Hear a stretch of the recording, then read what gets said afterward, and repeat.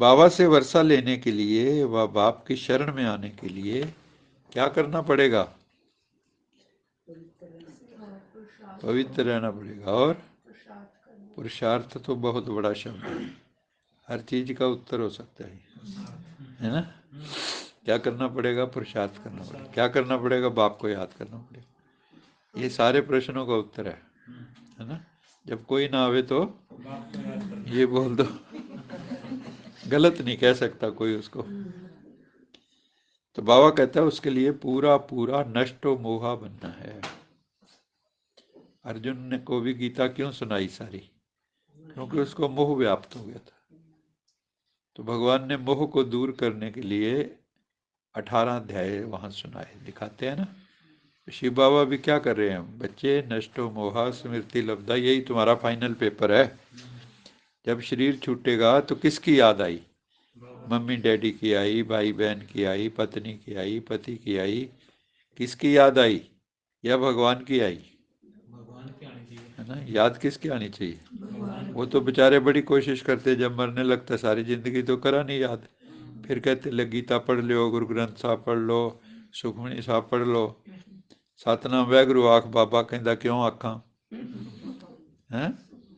हमने देखा है, फिर मेरा रब ने की किया है, मैं क्यों आखा सतनाम वैगुरु? तो ऐसे उस वक्त फिर याद नहीं आती। और कई तो इतने कड़े हो जाते हैं ना संस्कार, और कईयों का पास्ट इतना गंदा आता है, वो सामने आता है फिर रील बन के आंखों के सामने ऐसे घूमता है। फिर वो जो है याद नहीं आती परमात्मा की, वो रील ही देखते रहते हैं, मैंने ये किया, मैंने ये किया। तो मरते समय भी वही, किसी विरले को पश्चाताप मरने के टाइम भी होता है, तो उसके आंखों में फिर आंसू आ जाते हैं ना। हमने देखा है कईयों को मरते समय आंखों से आंसू बह रहे हैं और उसके बाद शरीर छोड़ दिया, क्योंकि उनको पछतावा लगता है। जब वो धर्मराज रील दिखाता है ना, देख ले अपना रिवाइंड करके, है ना। जैसे एक वो बताते, कवि था ना, वो बताता है कि मैं जो अपनी शादी वाली रील है वो देखता हूँ कई बार रिवाइंड करके। कहता है जिस वक्त वो पल्लू बांधा था, फिर वो पल्लू छूट जाता है तो मैं मुक्त सा फील करता हूँ।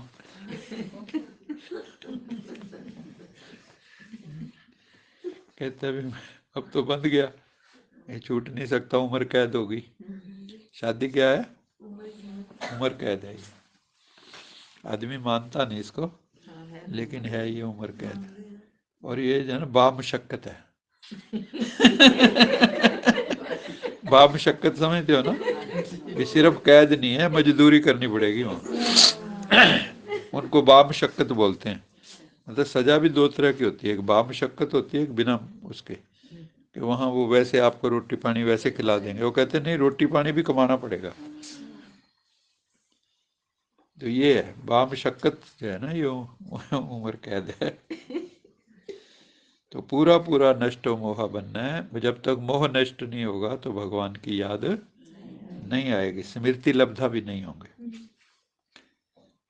आज का वरदान है, सिर पे हाथ रखेंगे सभी, ऐसे समझो परमात्मा का वरद हस्त मेरे सिर पे है। सर्व शक्तियों को समय पर आर्डर प्रमाण कार्य में लगाने वाले मास्टर सर्वशक्तिवान भव। सर्व शक्तियों को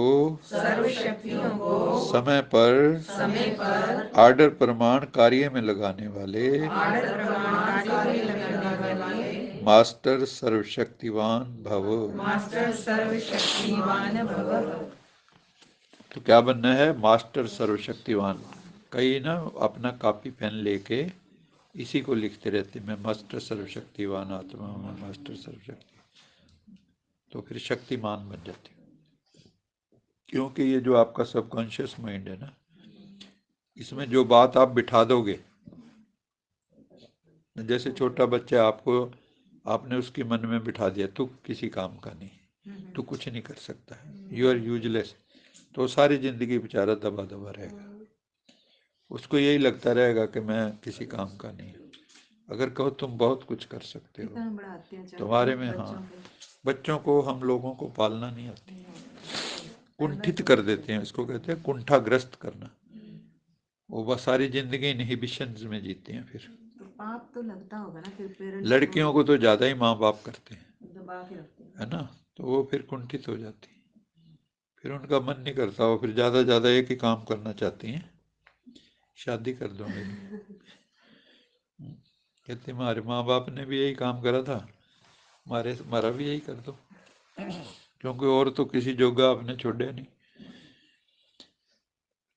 तो मास्टर सर्वशक्तिवान बनना है, और सर्वशक्तिवान जो हमें शक्तियाँ मिली, जैसे अभी चर्चा हो रही थी अष्ट शक्तियों की, तो ये हमारे ऑर्डर में चले। जैसे हमें सहन शक्ति की ज़रूरत है, कोई घटना घटी और अंदर जो है सहन शक्ति चाहिए, अब उस वक़्त आ नहीं रही शक्ति और हमने बोल दिया तू तड़ाक, एक सेकंड मौन हो जाते तो बेड़ा पार हो जाता, और आपने कुछ बोल दिया तो हालात बिगड़ गए। तो उस वक़्त सहन शक्ति की ज़रूरत थी, सहन शक्ति आई नहीं। जहाँ समाने की ज़रूरत थी वहाँ समा नहीं सके, जहाँ सामना करना था वहाँ सामना नहीं कर सके, जहाँ सही निर्णय करना था वहाँ निर्णय नहीं कर सके, तो कहाँ पहुँचेंगे हम। वही बाबा कह रहा है कि शक्ति जो है बहुत बड़ी चीज़ है, स्पिरिचुअल पावर। मास्टर का अर्थ ही है कि हर शक्ति जिस समय आवाहन करो वो शक्ति प्रैक्टिकल स्वरूप में अनुभव हो, जिस समय जिस शक्ति की आवश्यकता हो उस समय वो शक्ति आपकी सहयोगी बने।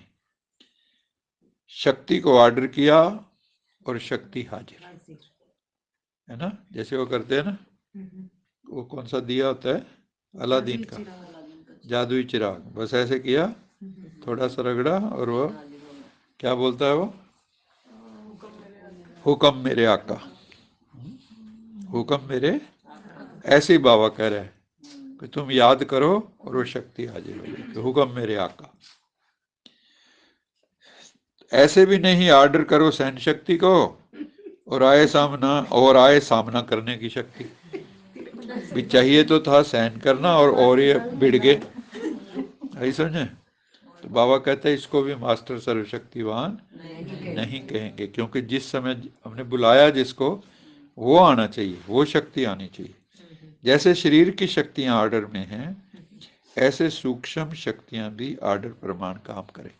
जैसे मैं आपको कहूँ भी आप अपना हाथ ऐसे 1 मिनट रखो, सारे रख लेंगे, किसी को प्रॉब्लम है, लेकिन मैं कहूँ 1 मिनट मन को परमात्मा में लगा के रखो, वो नहीं होगा। तो बाबा कहते हैं जैसे शरीर कहना मान लेता है ना, ऐसे ही सूक्ष्म शक्तियां जो हैं ये भी आपका ऑर्डर माने, एक सेकंड का भी फर्क ना पड़े, बुलाया और आया, बुलाया और आया। तो अभी इसकी प्रैक्टिस करनी है। जितनी शक्तियां बाबा ने एक मुरली में कहा था, एक एक शक्ति को लेके उसके ऊपर चिंतन करो कि मेरे जीवन में क्या क्या घटना हो सकती है, मुझे किस वक़्त इस शक्ति की ज़रूरत पड़ेगी, वो देखो।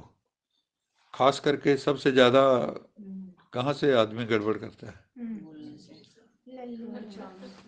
ये देखो, ये इतनी सी है, ये वो बहुत बदमाश है, इतनी सी बात कह के आप दांतों के पीछे छिप जाती और दांत तुड़वा देती। Tongue has no bone but it can break many bones.